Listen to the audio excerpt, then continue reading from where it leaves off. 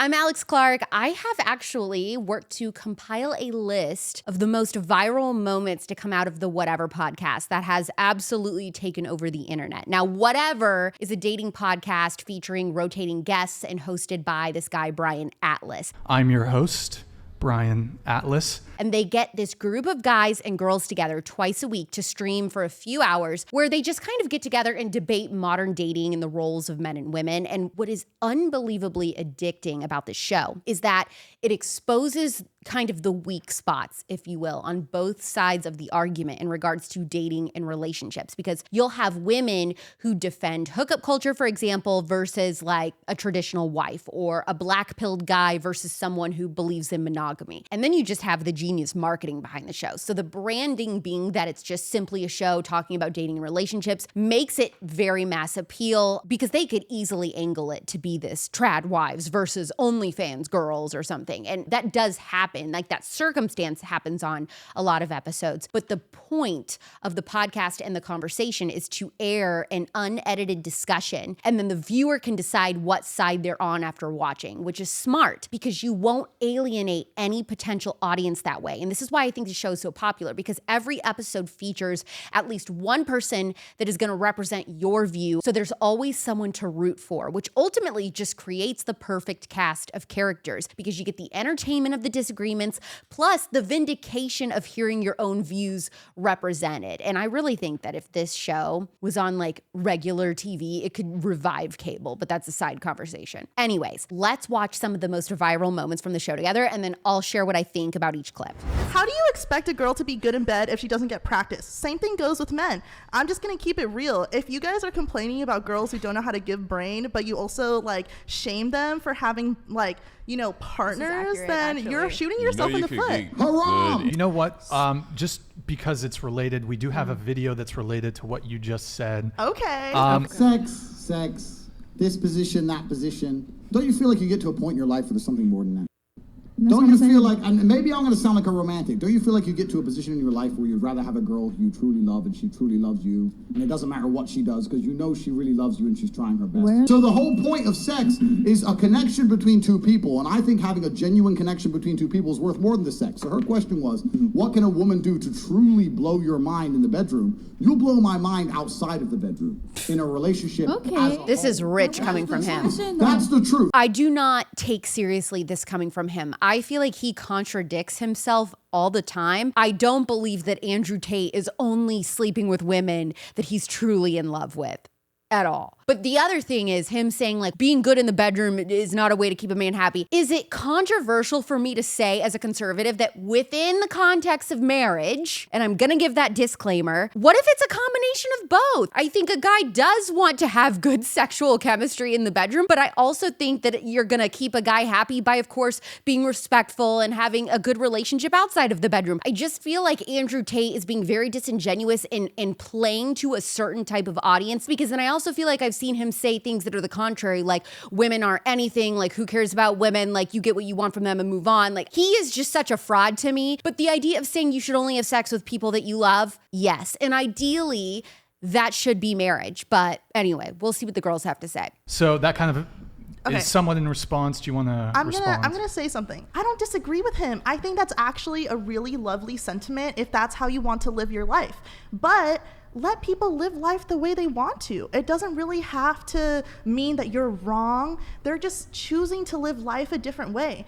And you know what? There are some people that, you know, will maybe have intercourse with other people that they don't like, and that's on them. They'll grow out of it, whatever. But you won't really know what you want and how you want it until you experiment. This is one of those instances, and I've seen them do this on the podcast. Sometimes they will use somebody like an Andrew Tate that is wrong 99% of the time. They get the one time that he says something right, and then they play that, and they're like, see, don't you want to agree with it? Because they just know that the OnlyFans girls are just going to have a hard time saying that Andrew Tate is correct. I mean, that's kind of what that is. That's that psychology of like, can you admit that what is being said is true, even if the person is not necessarily like a beacon of truth. Ask everyone to rate themselves on a scale of 1 to 10. So let's do that. Ooh, I love it when they go around and ask people to rate themselves. This is a huge opinion I have. Women are incapable of honestly rating themselves. This is such a touchy, sensitive conversation for women, but no girls are able to honestly answer the question. They get so offended just the idea of the rating system in general. But the truth is, everybody has a rating system. We all do it subconsciously. Like, it's always happening in our minds, but people just want to act like they're too good for it. And like, oh, I would never do that. Like, whatever, you do it, but we'll see. 10. 8. Kiko, so okay, we'll start with you. Go ahead. 10. A fat 10. 0. A fat 10. I mean, I'm just saying what everybody in the comments is gonna say. Be like, oh yeah, she's a fat 10. Like, period. He deserves all of the roasting possible because this is not even a woman.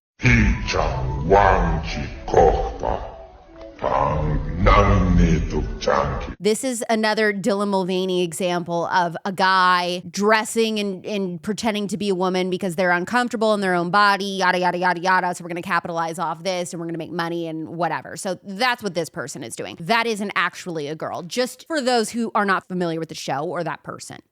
On a scale of 1 to 10. 8. Okay. She is not an honest 8, maybe a 5, but I can't tell if she has makeup on or not. 10. She is by far the prettiest girl that I've seen on this podcast. However, here's the problem with the rating system. There is hardly anybody on earth that is a 10. You're saying a 10 is the top most beautiful woman in the world. That is the highest rating you can give yourself. You have to think unbelievable looking, maybe like an Angelina Jolie early 2000s would be like a 10. This girl, I would give her like a 9. I mean, I think for us normal people, like for normal women out in the world, non-celebrities, I think she's beautiful. I think she's a 9. Billy Ray. Um, We should have waited till Deborah was back, but we'll come back to her. I feel like I'm a 6.7. A 4. Would you ever say something like that? Physically or overall? Oh, I'm factoring everything in. Well, actually, I take that back. She just does not wear a lot of makeup. I think if she was full glammed out, she could probably be a 6. So that's probably an honest rating. She's just very, very natural. I mean, she's very naturally pretty. But again, this is like the most hardcore rating system. If you're really being brutally honest, if you're really rating yourself compared to the most beautiful women in the world. What do you feel like you could improve on? Okay, I'll say 6.5 for her. To like an 8 or a 9. I feel like my fitness is lacking. I disagree with the ratings people have given. Do you know where the rating scale comes from? It's supposed to be if you line up 10 random men and you ask them, would you fuck her? And they would say yes or no. no, That's originally where it came that's from. not how. That's stupid. Use your common sense. She is so full of it. No, it is not. This girl drives me nuts, by the way. Nuts every time I watch this show. Educate me where it came from. That's if you not know, how if that you know, works. tell me. Just think about Tell it. me. Think about it intuitively. If a 10 is like a perfect woman, like absolutely maxed out attractiveness. 10 is supposed to be on physical. It's supposed to be Exactly on what I physical said, is it not? attraction So if we're only. talking, We're not supposed to talk about physical personality. attraction, yeah, Yes. if we're talking just physical attraction, 10 is like the most attractive woman you could possibly imagine. Yes, it's 10 out of 10 for a anything- reason because you're lining up 10 and you're counting how many points are you She's getting. trying to justify why she could be a 10 when she's absolutely not, because just like Chase is saying, it is a total anomaly to be a true 10 as a female. If you're a 5, then you're like very like average. Yes. If you're like an 8, because then 5 you're out of like- 10 people would be with you. No, that's not what that's not what it is. 10 is physical perfection. Yes, I Wait, understand that. okay. I'm not disagreeing with that. Not because 10 guys would sleep with you. Like you Right. could have a girl who's like a 7 and 10 guys would all sleep with her. Exactly. Listen, on any given Friday night in Old Town Scottsdale, which is where I live, at 3:30 in the morning, you could be a 3 and have 10 guys line up and want to sleep with you. That has nothing to do with it. She is totally whack. We're talking about attractiveness. You truly believe on a skill base that you're a 6.9. She said 6.7. 6.7, yeah. That honestly would make you a 6 in my eyes because it's your confidence level. Floral Dress Girl has a very accurate sense of self. I would fully agree with her rating. Notice that she is unemotional about the rating system. She's very matter of fact. She's taking into consideration her personal physical fitness, her attractiveness and looks. That is the correct way to approach this scale. Also, I believe she's one of the conservative guests on the show in this episode. So there you have it. The least emotional of the group and also the most factual. No, compared to all of the women in the W world, Adblock in I'm the rating chat. myself on that scale. Yeah. It's comparing yourself to all the women in the world. You're not comparing yourself to the people that you're just sitting in the room with. You have to think on the world scale. Where would I honestly fall? I feel like it'd be the same if you said you're a perfect 10, that people are always going to hate. I So think may it's as well just go okay, with what wait, you so truly believe. Kiko. It's like this. It's It's like this. degrees. If the hottest possible Victoria's Secret model, just it's- physical. Hold on, just physical perfection is a 10. How might you compare yourself to her? Do you think 10. do you think you're like the most attractive specimen that's ever walked this earth? Conceited, narcissistic, zero self-awareness. The list goes on. Yes, but that's saying that there's only one 10 in the world. There's not only No, one no, 10. There's no. multiple 10s in the world. That's not. and not I'm what I'm up. saying. Yeah, I'm saying yes. The I TikTok will has got include into myself. your brain. They didn't get to Deborah's question on asking her to rate herself. So I think out of this group here at the panel, the most attractive girls are the little Asian girl right there, and I think Deborah. Asian girl has better hair, but she probably has extensions in, if I'm willing to bet. So that's a little leg up. I think if Deborah had extensions in, then Deborah would be the exact same level. So I'm just imagining that to try to make them as equal as possible. I think it's fair to say they're both between an 8 and a 9. Like they're in that window. Now, to be fair, I have to talk about myself if I'm going to do this to other people. I think without makeup, 4. Full glam, when I have extensions in, full makeup, I think a 6. And I am being brutally honest with myself on, I don't work out, so I am thin, but I'm not tone. I also do not have a symmetrical face. I actually have one side of my face from birth has been higher than the other. So I'm very aware of my angles and things like that, because if I turn my head one way, my face looks completely different than the other. And symmetry is a sign of true beauty. I think a fair answer is full glam 6. Fair. You tell me if I'm totally off. Ugh. It'll be painful to see, but I think I'm being very fair. If women could be more honest about where we fall on the scale of 1 to 10, I think that would help us in the dating world. Because if we are more honest about where we fall physically, then we can honestly assess who might be a good or acceptable mate for us from a physical standpoint. All of these women will say, well, I'm a perfect 10, even though I'm not, but also every guy that I date has to be over 6 foot and they have to look like this and do this and work out like this and have a 6-pack abs. Like they're completely unrealistic, not only with their own standards, but with the standards of what a guy should look like that they date. So you see, this entire thing creates a circle of confusion and a circle of lies. We all need to be more honest, despite hurting feelings. And that's just the tea. Am I a pretty girl? Oh, well, you're beautiful.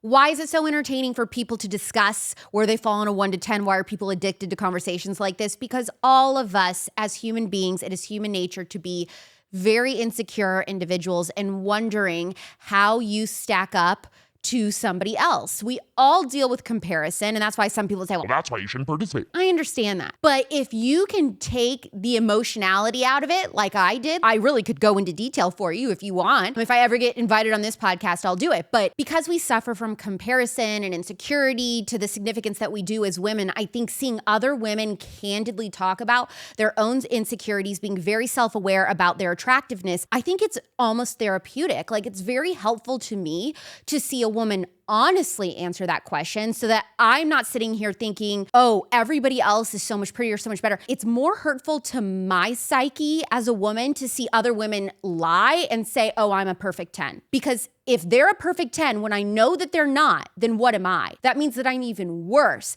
If they could just be honest and say, no, I'm a 6, I'm a 7, a 5, a 4, or whatever, that just helps so much. I think it is important to have an honest sense of what I look like, what my personality looks like. What is it about my personality that pushes people away? What can I improve when it comes to my attractiveness? There's some things that we cannot control. I couldn't control the size of my teeth when they grew in. That's something I can't control. But weight and, a haircut and things like that, like those are things that we have control over. I just think we need to be more honest as a society. And also, you know what else is problematic? problematic about the everybody is a perfect 10 culture that women have started is people saying that things like morbid obesity and all that kind of stuff, oh, that's totally fine. You're beautiful the way you are. No, you're not. You're absolutely unhealthy and dangerously so. But because we all live in this weird bubble as women where we can't be honest with each other, now we have people that are literally committing suicide slowly because of things like poor diet, no exercise, and all that kind of stuff. It's very scary. How would you feel about your father vetting your dating choices?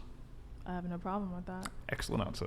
Let's say brand new hypothetical dating app. All the guys you swipe right on, your dad has to approve them or not. And then he has to meet the guy on the first date and approve him or not. I would give that a chance, but like, I don't know. I think it could be interesting. Arranged but marriages it have a just higher might- success rate. That is always an interesting statistic that I love hearing people discuss. Honestly, I think that's very interesting that arranged marriages have a higher success rate. A lot of people are not happy in arranged marriages. I think it's because they don't have the perception of what they're missing out on. I think like us girls in not the West everyone's here, compatible with everyone. No, but like girls here in the West would look at women in like Saudi Arabia or like in the East and be like, oh, she's not happy. But it's because you're super happy. projecting. You're projecting what you think. Like if you were in her shoes, you'd be like, oh, I'm not happy. But the But if you reality, haven't experienced all that, then you're not going to think, oh, I'm not happy. not all the experience needs to be experienced. You don't need to do meth to know it's gonna fuck your life. You're up. literally. I like this girl. She's got a good voice of reason to me, at least so far. Would you approve of your dad vetting your dating partners? Fully no, because I'm my own individual and he doesn't necessarily know everything about me. Okay, so But basically no. But I would say yes because he knows all the wrongs that he's done and he is a man and he knows how they think. So it's like to take his opinion into consideration very much, but I just don't think that he should have full control over who I marry. Let's say you had that spark with a guy and your father came along and said, you know what? I've spent time around this guy. He's giving me player vibes. This guy, I don't think this guy will commit to you. As a much older, wiser man, I would respect that you not date this man. Would you take your father's advice on that? I would believe him, and then I would take the time to see out what he said. I'm not opposed to this idea at all of like a father kind of being that gatekeeper between men that want to date his daughter and her. This entire concept actually is more courting than traditional dating. Courting does require a father to kind of have that final say on approving a guy who asks for permission to take somebody's daughter out. So I don't think that concept in and of itself is problematic.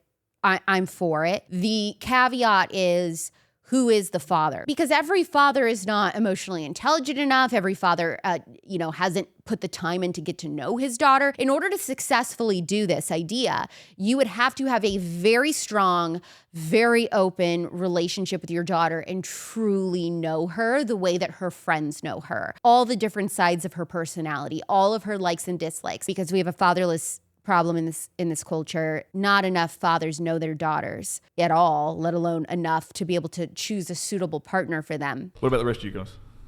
I'm curious. His choices would probably be a little too wild for me. Maybe. So, I mean, I'm open to it. What would you say? I think I definitely value my dad's opinion, and he definitely he's a smart man.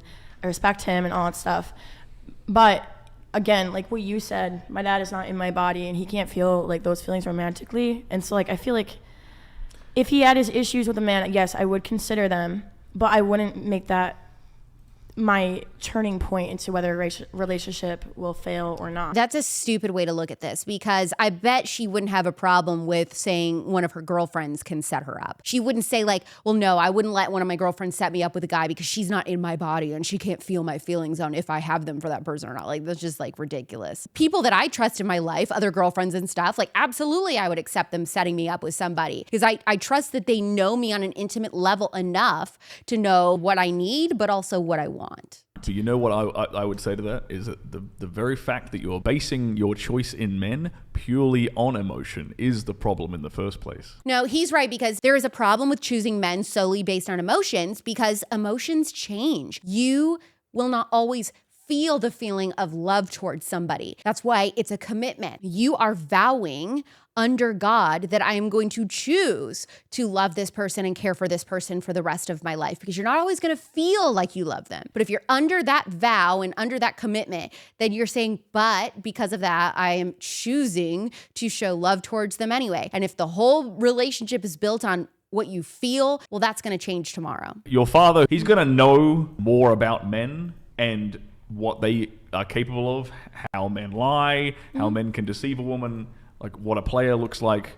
He's going to be able to recognize that without any emotion. I get along fine, but I'm not close enough with any of my family to trust that any of them even know my type. And I understand that's the whole thing. It has to be a good balance, like I said, of what you want versus what you need. So I just don't feel like my family knows me well enough even to know what I do need. I just don't think that. I think that we have created such a lack of respect towards the family unit and family in general that we would be a lot safer. There would be a lot less heartache, probably stronger relationships if we did go through things like the familial system and have that support system there and all that kind of stuff. And ideally, your family would be there through deciding who to date, then marrying them, being there when it comes to helping take care of kids, and then you help them by taking care of them in old age and all this kind of stuff. We were designed and supposed to have multi-generational families. And actually, conservatives glorifying the nuclear family has been a huge mistake. We never should have done that, because what you're saying then is it should just be mom, dad, and 2 kids, for example. Like, it should just be parents and then the immediate children. You're not considering any of the other generations of family living together, raising those kids together. That is ideally what a family is supposed to be. That is a biblical example of what family is supposed to be. But even conservatives have really gotten away from that. These modern women on panels hate it when someone says something is objectively wrong. Modern women hate accountability, especially when it comes to having consistent morals and ethics. Things are black and white. It's whether you decide to see it or not. I wouldn't say that modern women or modern men specifically hate accountability. I think all people born after a certain year hate accountability. Everybody likes to blame somebody else for their faults. Men are leaving their kids, and that is the main problem with the world today. Thank you. Well, there was something rough. Fatherlessness. Okay. You're saying, okay, there were bad things in the past, and now not everything's perfect, but some things are better. But we're talking about the change that happened with women's lib, right? Basically, the modern feminist stuff, which says we're going to break up the family, we're going to easier divorce, women can go hook up, do whatever you want. And the thing that's weird about this is if you look at all the studies on all happiness surveys, which again, take it with a grain of salt, but it's all you've got on these sociological numbers. Since that all went into effect, the hookup culture and abortion and feminism, it's in the 60s and 70s. Women have become less happy. Everybody's become less happy. Oh, this is true. This is true. The feminists have gotten to do their little social experiment. Let's get all the women out of the home. Let's make them prioritize career. Let's do all of this. They have gotten to do this for over 50 years. Now, we are not better off. We're on more antidepressants, more anti-anxiety meds. Overall, we say that we're less happy. That's just all women everywhere. That's not only polling a small sample of women or only religious women or only white women. That is all women say overall that they are less happier. I think Michael is right.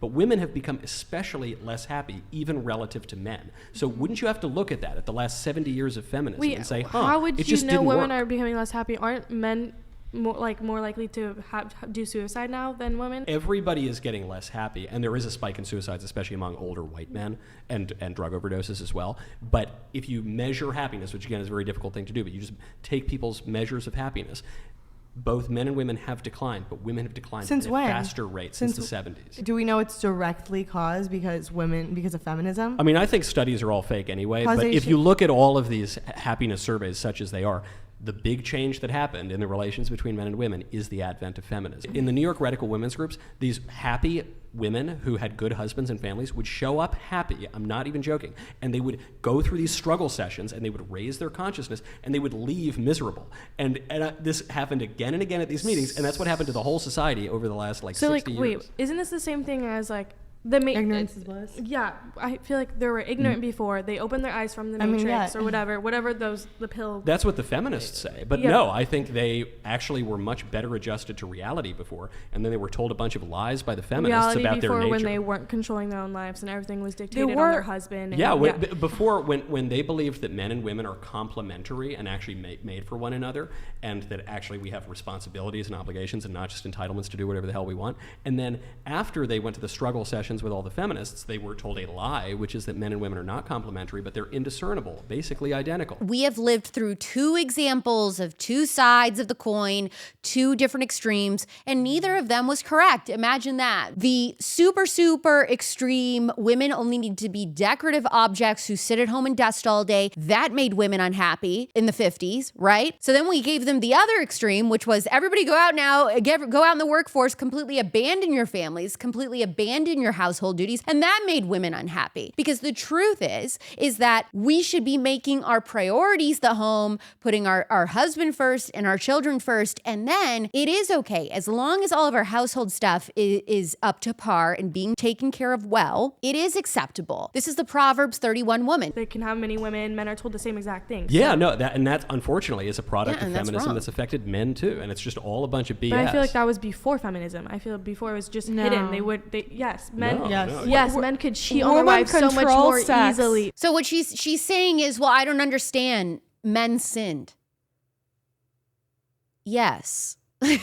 Men have been sinning and women have been sinning since the Garden of Eden. It's not right. Human beings are always going to make excuses for sinful behavior. That's life. Human history. Hold on just a sec, guys. Super chatted $199.99. Can you imagine, just an aside, can you imagine spending $200 to comment on a YouTube video? Pray for that person. Unless it's my video. So I agree with you that yes, this country and all countries, in fact, have been built on the backs of men, but it's not for the benefit of other men. In fact, they've actually done studies on this. Men have an out-group bias. So men have an out-group bias for women, whereas women have an in-group bias for other women. In other words, that makes sense. That all plays into the 1 to 10 scale, does it not? A brotherhood amongst men, at least to the same degree that there's a sisterhood amongst women.